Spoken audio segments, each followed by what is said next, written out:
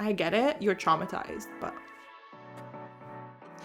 let's move on with our life. He genuinely has the personality of a wet napkin. If I had a nickel, this sounds insane because it is.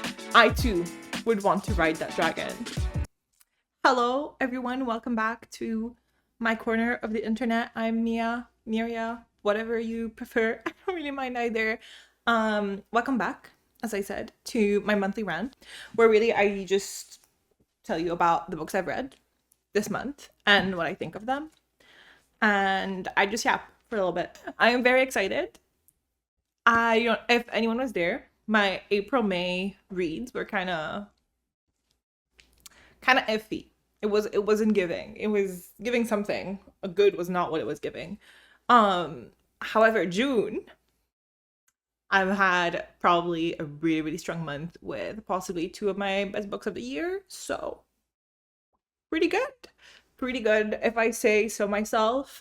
I also really hope, you know what, I'm gonna turn it off. It is so warm. London and heat waves, horrible. But anyway, these are the books I've read this month. My little stack, you can see so many physical books. I've never read physical books, and here we are. And then one on my Kindle, which we're not gonna look at what I'm actually reading right now because honestly it's embarrassing. But this is my little stack. And I tried, this was the thing. My theme for June, as it should be, was Pride, because I do read quite a lot of queer books because they're just really fucking good. But I wanted to read even more queer books for June, so I tried to make it a point to really just read queer books. Now, the first book, you're gonna look at it and you're gonna be like, that's not gay. No, it's not. However, I really needed a palate cleanser, and I picked up this book before release, and I was really excited about it. And it's Our Girl Ally. It's Problematic Summer Romance by Ali Hazelwood. To be fair, this was 2 days in June, so honestly, she's just gonna ally.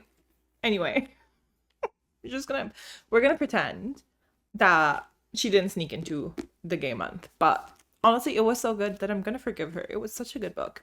I don't know if anyone remembers. I do have my notes. Look at me. I'm prepared. Look at her. Anyway, you remember Not in Love? Another one of Ali's books in the Aliverse, which is now a thing, which is kind of crazy. But from Not in Love, Eli from Not in Love, this is the story of his sister and his best friend, Connor. And it's an age gap romance. I think there's 15 years. I did the math. But yeah, if you remember her, she was my favorite character in Not in Love because she is described that she's sitting at the breakfast table reading fanfiction, but he doesn't know if she's reading fanfiction or a heavy physics notebook. Eli couldn't tell because she's that cool. She's one of us. She reads AO3 at the breakfast table. So I love her. And then Connor I didn't care much about. I was proven wrong. If anyone was wondering, I should stop doing this with the book. In Not in Love, there was underlying theme that Maya is making fun of Eli, where she's oh, I find Connor so hot, and he's stop saying that by my best friend because that's kind of icky because it's his sister, his much younger sister. But so they set it up there, but turns out she wasn't kidding. She does have a crush on this man, and honestly, who wouldn't? Is my answer to that. She was so right for it. But they're in Italy for Eli and Rue, the couple from Not in Love's wedding, and forced proximity between Maya and Connor. And then we find out there's actually a lot of backstory to the two of them and have known each other, and they've been low-key flirting, more high-key, but they've been flirting for a while. My one issue with it, that was what I was gonna say, is a lot of the book is Connor just being I'm too old for you. You are too young for me. And now I am glad he acknowledges the glaring issue that is, I need to put the book down so I stop you with it. But I am happy he acknowledges, the huge gap of power between the two of them also. Sorry, I just realized. I wanted to remove my really crusty nail polish before this, but it's too late now. I've already started. We're just gonna deal with it. Just pretend it's not there. you know, the whole issue with balance of power, because, you know, he's a much older man, he's very rich, they don't work together, but like they're, you know, there's issues, and he's very aware of that, and he's like, I don't want to be that, like I don't like those vibes, and I'm glad he acknowledges them, but also Connor at some point we need to get past them because that was enough. Wrap it up. I get it, you're traumatized, but let's move on with our life. But yeah, Maya's really funny and silly, and she has a best friend that is in the book. Oh my god, what's her name? She's a lawyer, and she's really fun, and I cannot remember her name, but she is very sassy, and she makes a lot of jokes. Paul. Who is Paul? Oh, I know who is Paul. Never mind. Sorry. I remember. Can you tell? I've read this like over a month ago, and I don't remember most of it. I will tell you though, Connor, I don't think Ali Hazelwood has written a man with as much personality as Connor to this day. This is like one of the first men that she wrote where his entire personality isn't just being broody and obsessed with her. Because like I love her books, and I eat it up every single time. But most of her men have no personality. And that's okay, right? That's okay. Their personality is that they have no personality. And I accept them as they are. But Connor does have a personality. What's even better, Connor has the three things that I would consider to be the most important as a man. From men. Yeah, from men. One, he's Irish. And maybe this is my red flag having grown up on Jacksepticeye, but Irish, immediately a green flag. Immediately, yes. He's funny. Immediately, yes. He has a personality. Immediately, yes. Like, I'm sorry. There's no red flag. There are so many red flags, but we're not going to talk about it. This is a romance. We love it. I do think the third act breakup was a little bit silly, but third act breakups in general, I just hate, and I think they're always dumb. So I don't think that's an issue from this book. I think that's just a romance genre issue in general, but we're not gonna get into that. We also, this is like extremely mild spoiler. I'm just gonna say that someone shows up. Like I'm gonna say who shows up in this book that you might have seen before in her other books. So if you don't want to know, you can skip like 30 seconds. But basically Lucas and Scarlett show up from Deep End, and my biggest issue with Deep End was that Lucas had the personality of a wet napkin. Like even worse than usual. Like her usual men have more personality than Lucas, and that's saying something. He genuinely has the personality of a wet napkin. So I hated him. He has more personality in this book than he has in his, and I don't know how I feel about that. But yeah, was not a big Deep End girly. However, problematic summer romance. My favorite book of hers since Bride. Says a lot. Says a lot. Yeah, that was it. That was my first book of June. That is the ally book, because now we're going into the gay books, which is great.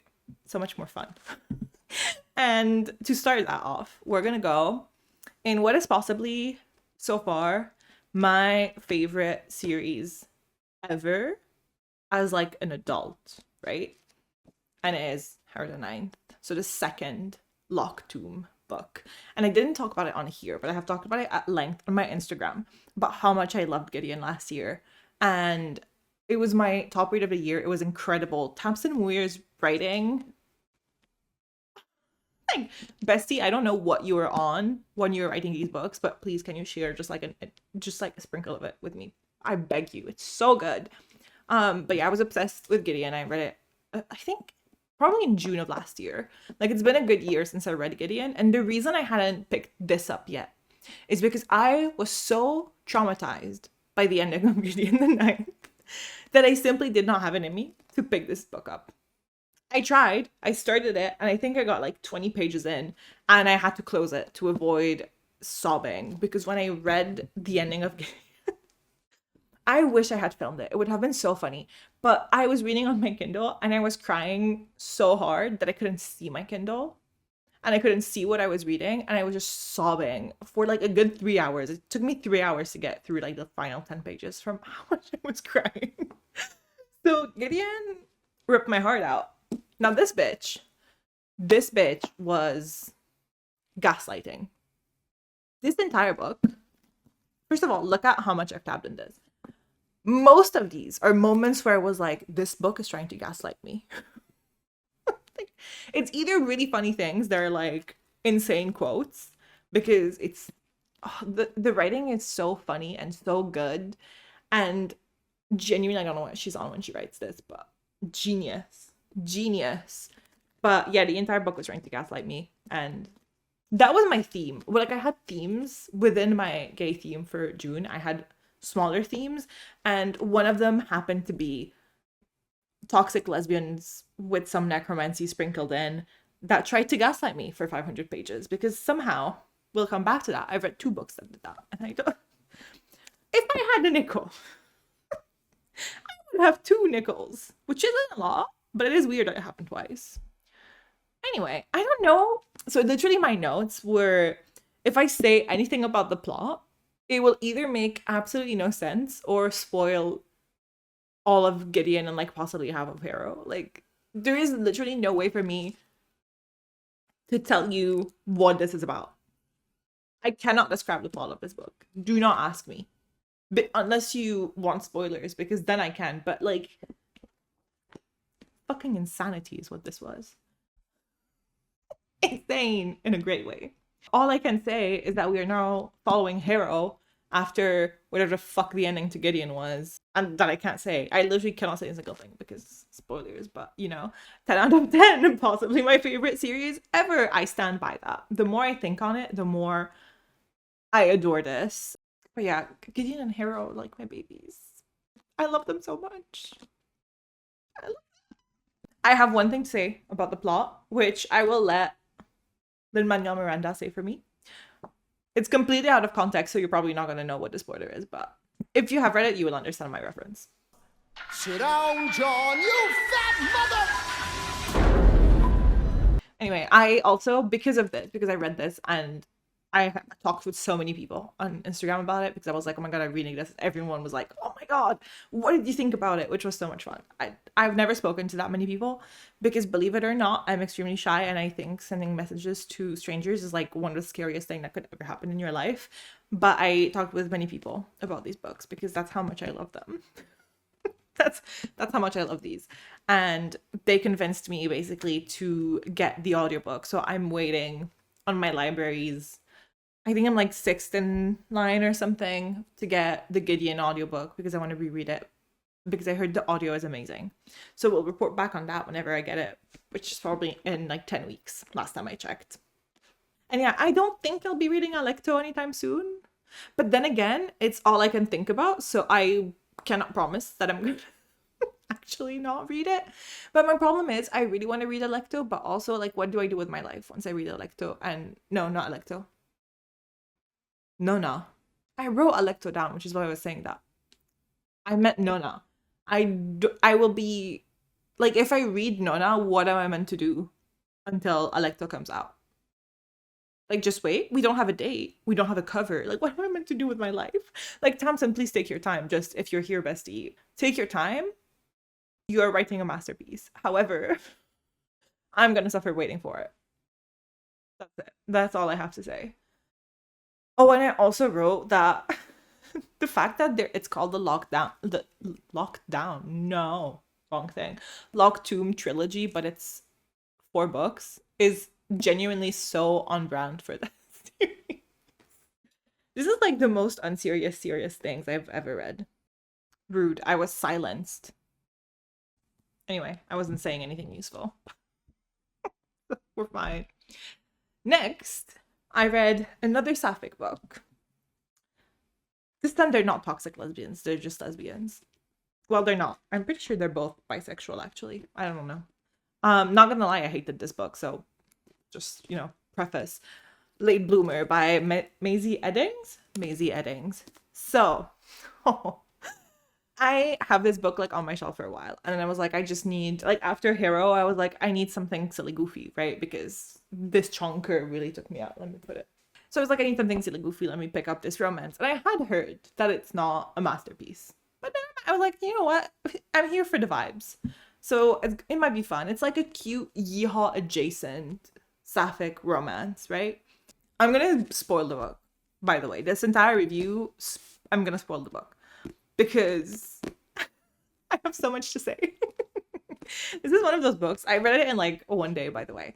And I was texting my friends and then they got like 20-minute voice notes of me just going like, what the fuck am I reading? This is terrible. And like giving them a whole plot recap. But anyway, I'm gonna spoil it. I'm gonna put the time somewhere probably, and you can skip ahead if you don't want to spoil it and you actually want to read it. Which, you know what? Your choice. You might like it. I personally hated it. But anyway, we follow Opal. She's this one. Can I say, before I continue this, my best friend and I have discovered this theory that every single couple that like works out in books, they have like opposing hair colors. And this is what I remember, because she's blonde and she has brown hair, right? So they have like it's never brown with brown. It's either like brown with blonde or like brown with red. Like red is in the same family as blonde, and like pink. Like it's always, anyway, sorry, this was completely out of context, but like we have this theory, and I put this up and I was like, oh, another one. But like we literally sat there for 45 minutes naming couples from like fiction that fit that description. And then we also found out that there is one exception, and you can have brown hair with brown hair if you have the correct vibes that are Zendaya and Tom Holland. Like, if you have the Zendaya Tom Holland vibes, you are exempt from the opposing hair color. I didn't make the rule, I just found it out. And 45 minutes of naming couples, and every single one of them fit this. So that's all I'm saying. We clearly are onto something. We were also absolutely losing our mind. So, take it with a grain of salt. But anyway, we follow Opal. Get back to this. We follow Opal, Blondie here, who is working like a really dead-end job, but she's very unhappy, and so she just randomly gets a ticket to the lottery, and then she wins the lottery, right? Yay, great. Opal can, leave her dead-end job that she's really unhappy with. And then she, in a very, very smart turn of events, clearly, because she is so smart, decides to spend most of the winnings from the lottery to buy a ranch in the middle of nowhere because she wants to go to the country, which is fine. The problem is this bitch literally goes on Facebook Marketplace. This sounds insane because it is. She goes on Facebook Marketplace. She finds a ranch that she's like, oh, that one's calling to me. And she goes to meet with the person who is selling the ranch, which happens to be like discount Dolly Parton. And then she buys the ranch sight unseen because she looks at discount Dolly Parton and she goes, you are clearly on my side. You're not going to try and scam me. Like, you're definitely nice because, she's really sweet, as, you would expect from a Dolly Parton lookalike. She buys this ranch for hundreds of thousands of dollars. I'm pretty sure it was like 200, 300,000, sight unseen from a Dolly Parton lookalike. And she pays in cash. I'm not sure it was in cash, but like everything at once, right? She's not like putting it in increments. No, she paid the whole thing. She backs up her entire life, goes out to the country, finds the ranch, and she shows up at the ranch. Surprise, surprise, discount Dolly Parton was actually a scammer. I know we are so shook at this turn of events. Like, clearly she was going to be the one and only, and like she was so nice, and she was, a saint from heaven just to give her this ranch. Turns out she's actually a horrible person who abandoned her daughter with her great grandmother, I don't remember, with someone in the family, and her daughter is still living on the ranch. And then the grandma, I'm gonna say it's a grandma, I don't remember, I think it might have been her aunt. Oh, they're in North Carolina. Yeah, so apparently when grandma died, great aunt, whoever she was, died, Pepper, the daughter of discount Dolly Parton, who was abandoned at the ranch, she is looking everywhere for her will because she wants to make sure that the ranch, she inherits the ranch because she's living there, right? And she's been living there for like the past 15 years since her mother abandoned her. And then it turns out her mom just like, when whatever great grandma died, she inherited it, but like she never told anyone she inherited it, and she sold it. And so now Opal owns the ranch, but Pepper technically also owns the ranch, but she just can't prove that she owns the ranch. And so it's this whole thing, which, first of all, if like a bitch just showed up at my house with like the deed to my entire life, I would be concerned. But Pepper was not nearly as concerned as she should have been. She was concerned, but not nearly enough. And those two girls decide, you know what, how we're gonna do it is Opal moves in, we can share up until Pepper makes enough money to buy it back from Opal, so Opal can move somewhere else, right? Because Opal still has like $200,000 in the bank, but clearly not enough to move somewhere else. She has to live with Pepper, so they live together. They're both really attracted to each other, and you're like, oh my god, you're so cute. And then they kind of live together, and it's like forced proximity. And in my opinion, right, they have absolutely no chemistry, none, but they're like getting together and everything. And it's a flower ranch, so they have this whole thing going on with the flowers, and then they enter a contest to make a flower arrangement so that Pepper can make money to buy it back from Opal, and Opal's like, I'll help you do it, even though Opal doesn't want to leave because Opal has a huge fucking crush on Pepper. But anyway, she's like, I'm still gonna help her because I'm a good person. I'm pretty sure they're both neurodivergent. But yeah, I think Pepper definitely has autism, and I think Opal has ADHD.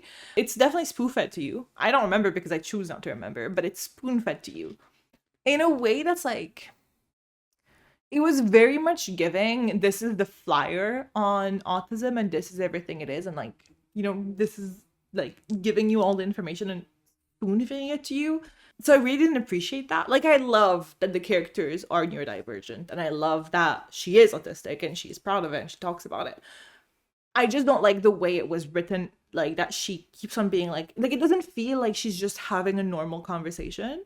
And I know normal is like such a weird word to use in this case, but like it doesn't feel like it's a conversation she's having with Opal. Like, it feels like she's talking to the reader to teach the reader about these issues, which would be fine if this wasn't a contemporary romance. Like, this is not, you don't read a contemporary romance for that.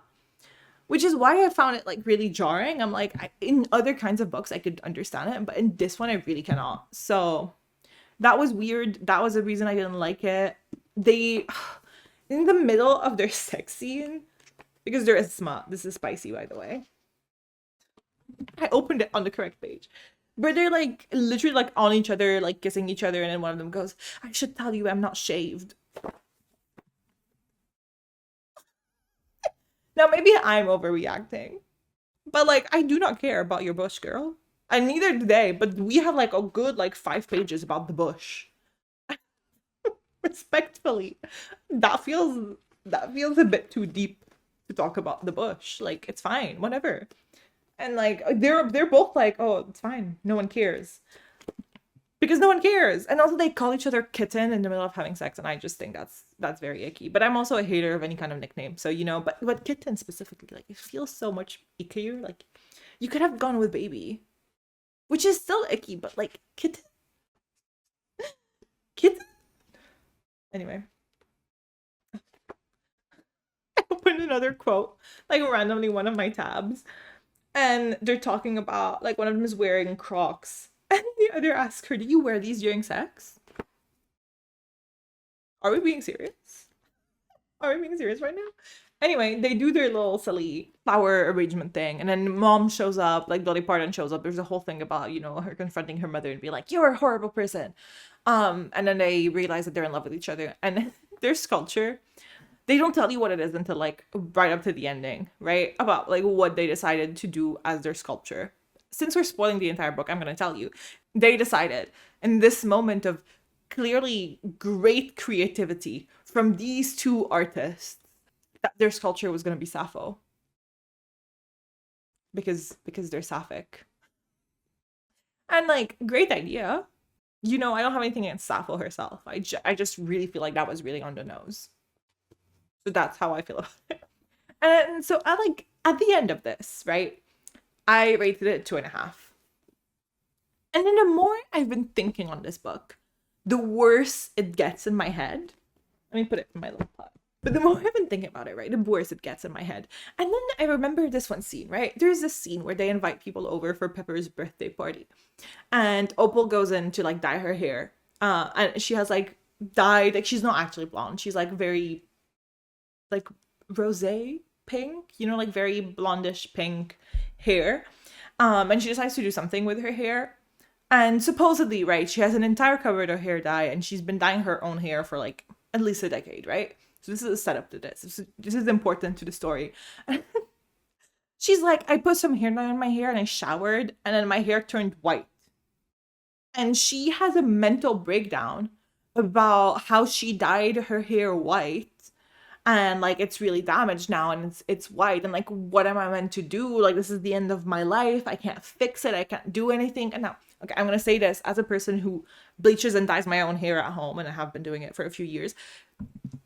The dye itself is not what turned your hair white, bestie. That was bleach. And this is me being kind of nitpicky, but this scene really icks me. Like the more I think about it, the more I'm like, that was so fucking stupid. But she is like, so it's not dye, babe. It's not dye. That is bleach. You have bleached your hair. And it's okay. Because if it's white, it's the perfect fucking canvas. You can put any color on top. You have an entire cupboard of hair dye, and she doesn't do anything. She just panics, and then she wears a beanie, and she has like a whole mental breakdown. It's like a whole like 3-chapter thing about her having a mental breakdown over her hair turning white. And I'm like, get your shit together. And then she dyes her hair green, and I need to show you what she compares herself to, right? This was not me, this was her. She goes, let me dye my hair green. And then she looks at herself in the mirror and she thinks she looks so good. And she goes, I low-key look like Greta the Gremlin. And I personally, no idea who Greta the Gremlin is, but in my infinite wisdom, I immediately pulled up Google. You know, no, tell me why this bitch turned herself into this. And she thinks she's really hot. I'm sorry, the only person who can pull this off and actually look good is Chapel Roan. And Opal is not anywhere near that. Let me tell you. Anyway, that was that terrible book that I clearly did not enjoy. But at least it was a one day read. You know, I respect that for it. At least it was over quickly. So that doesn't cut me off. Okay, we're back. Final book. We're gonna ignore what I'm reading on my Kindle right now. I am a bit ashamed that I'm still here and that I'm enjoying it, but I'm reading The Reckoning. But this is not what you're supposed to see. What you're supposed to see, pretend this is not happening, is Dragonfall by L.R. Lamb. Which is, I heard someone promote it as like an actually good Fourth Wing. I don't think they're that alike, but I see the comparison. It's definitely a lot better than Fourth Wing. I am a Rebecca Yarros hater, so just putting that out there. Putting those vibes. I've already said that I fucking hate Sarah J. Maas, so really, whatever. Anyway, Dragonfall, L.R. Lamb. It is. Humans and dragons used to live in the same world until like a couple hundred years ago, humans decided to banish the dragons into a dying world to steal their power. And obviously history, in a very Lord of the Rings style, history has forgotten. And now humans think that dragons are their gods and they worship them, even though they stuck them into a parallel universe and stole all their powers. So we follow 2 characters. We follow first Arcady, who is a thief, and we start the story with her trying to steal an artifact that belonged to the Plaguebringer, which you might imagine, Plaguebringer, that's not a good thing. No. So Plaguebringer is her grandpa. I feel like this is spoiling the first chapter. We're gonna be fine with it. But it's her grandpa, and she's like, he never did this. I want to prove that he was framed. So she goes in and steals an artifact that belonged to him, and he was the Plaguebringer, so everyone hated him because he like brought the plague or whatever. I don't actually remember. Like beyond brought the plague, what he did he do anything other than that? I think they just accused him of being a traitor and of like bringing a plague, and that was kind of it. He's like the most hated person in all of Lumet history, which is the world that it's set in. But Arcady's spell goes awry, and she accidentally summons Everin into the world. He's our second POV. Oh, also I forgot, Arcady, I've only used she, her so far, but Arcady uses any pronouns. They are canonically like, they don't care about their gender. I don't think it's ever said like whether not agender, non-binary, I don't know. They don't ever say like the word, but you know, they don't really care about this thing. And then Everin is the last male dragon who has been sucked out of the veil because he was trying to go against fate, and then suddenly fate still took a turn, and now he's stuck with Arcady. But basically he's now stuck in the human world, and he has to, because his mom is like the queen, and she's very demanding, and she's like telling him like, you need to unlock the doors so that we can go back to our world, because the world that they're in is like falling apart. So he's trying to get all the dragons, free the dragons. But he is accidentally half bonded to Arcady because her spell messed up, so they're kind of stuck together. But yeah, they're lucky stuck together. Everyone disguises himself as a human, and they start working together. A lot of like close proximity and a lot of longing. And this book, this is how enemies to lovers are meant to be. They're meant to fucking despise each other and want to kill each other and be forced to work together, and then suddenly they're in love. Really good. That's all I'm saying. Like, this is not romantasy, by the way. If you're looking for romance, this is not romantasy. But enemies to lovers is done really well in here. The hair dye scene. I won't say anything else, but the hair dye scene. This is our other theme of the month. Hair dyeing. One book did it really well and one book didn't. That's all I'm gonna say. But yeah, the world took a little bit for me to kind of get used to, and I think Arcady in general, at the beginning, I was really confused as to what was happening with Arcady and who they were. But at some point it just clicked. So I think it was just like new high fantasy, and it's very confusing. Every time you open like a new high fantasy book and you're kind of there for like 15 chapters, like, huh? That's how I was at the beginning of this book. But it ends up making sense. And that's, I think, the most important thing. And I will say this as well. My review literally said, I too would want to ride that dragon. And I will leave it there. I just think he's really hot. I think they're both really hot. I think Arcady is really hot, and I think everyone is really hot. And they're in love. Your Honor, they're in love. Anyway, really good book. And then, okay, as like a final, I feel like I need to mention this because I was meant to read this in June. I ended up finishing it on July 1st. And I was debating, like, do I want to put it like in June and like kind of cheat it? Because technically I did read it in June. Like, I finished it on the morning of July 1st. So really, it is a June book. But then I would have to choose between Harrow and this book for my best read of June, and I don't want to be doing that.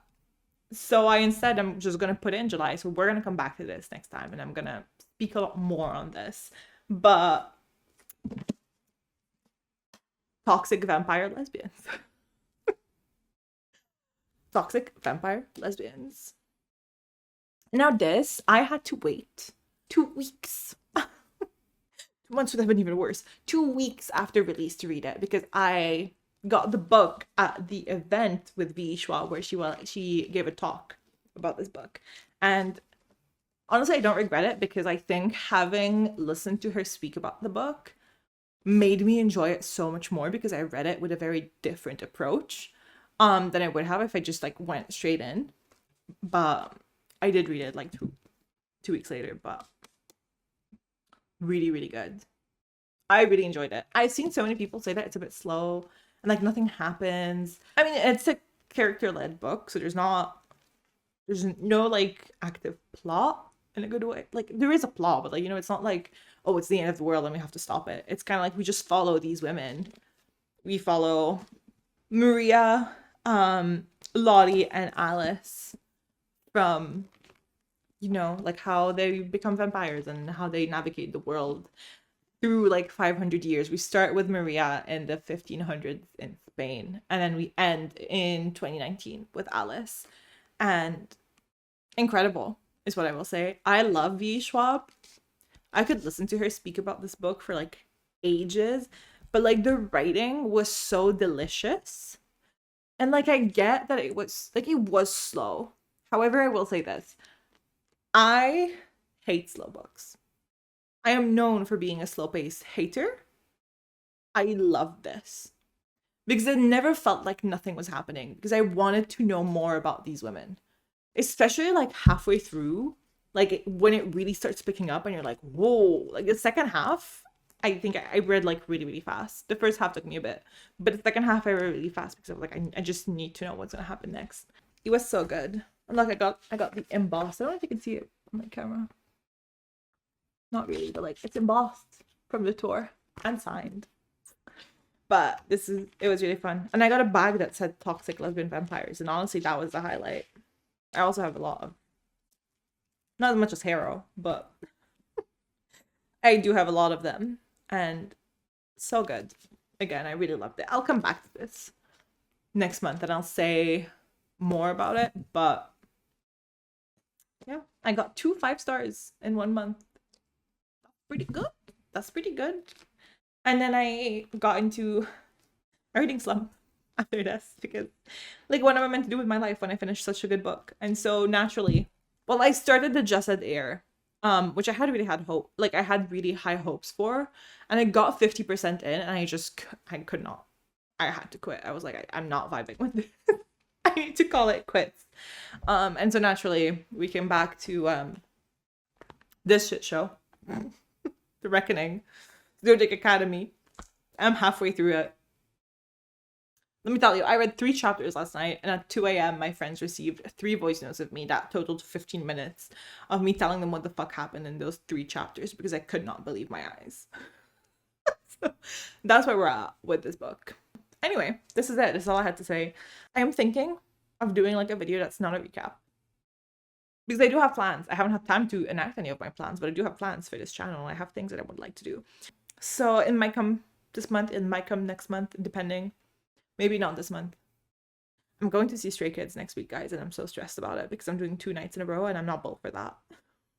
Not gonna lie. I am built for that, but whatever. It's too late now, isn't it? But yeah, that was it. Now I'm gonna dip. I'm gonna watch Little Simsy because fairies just dropped in The Sims 4. In case you didn't know, we got fairies today, so I'm gonna go play with my fairies. And yeah, that's it. Thank you for watching. If you watched until the end, if you have anything to say, anything to add, please feel free to leave it below. And if you enjoyed my yapping and you just want to see more of us, which I don't know why you would, but if you do, feel free to subscribe. And yeah, see ya next month with hopefully some good reads that don't include Zodiac Academy.